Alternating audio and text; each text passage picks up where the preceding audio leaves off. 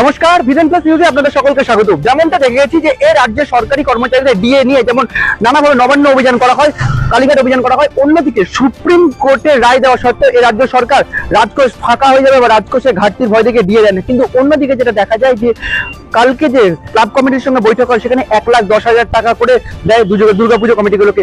এই নিয়ে যখন বিরোধীদের প্রশ্ন করা হয়, অর্থাৎ আজকে আমরা যখন ভিজন প্লাসের পক্ষ থেকে সাংসদ সুভাষ সরকারকে প্রশ্ন করেন, তিনি পরিষ্কার কড়া ভাষায় মুখ্যমন্ত্রী সহ এ রাজ্যের প্রশাসনকে আক্রমণ করেন। পাশাপাশি জানান যে মুখ্যমন্ত্রী উন্নয়ন না করায় এই ক্লাবগুলিকে টাকা দিয়ে ভোট কেনার চেষ্টা করছেন।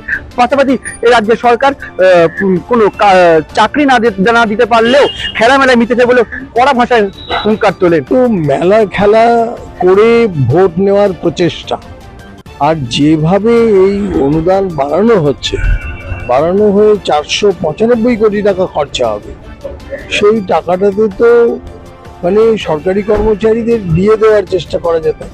অনেক হাসপাতালে সেখানে নার্স নিয়োগ নেই, স্কুলে সেখানে শিক্ষক, প্যারা টিচার, ঘন্টা বাজানোর লোকের অভাব। যদি আমাকে কাজ দিতে হয় তাহলে সেটাই করা উচিত। আর পুজোতে যে ব্যয় হয় 495 কোটি টাকার কয়েক গুণ, কাজে এইটা করে কোনো কাজের কাজ কিছু হচ্ছে না, কিন্তু সমাজের ক্ষতি হচ্ছে।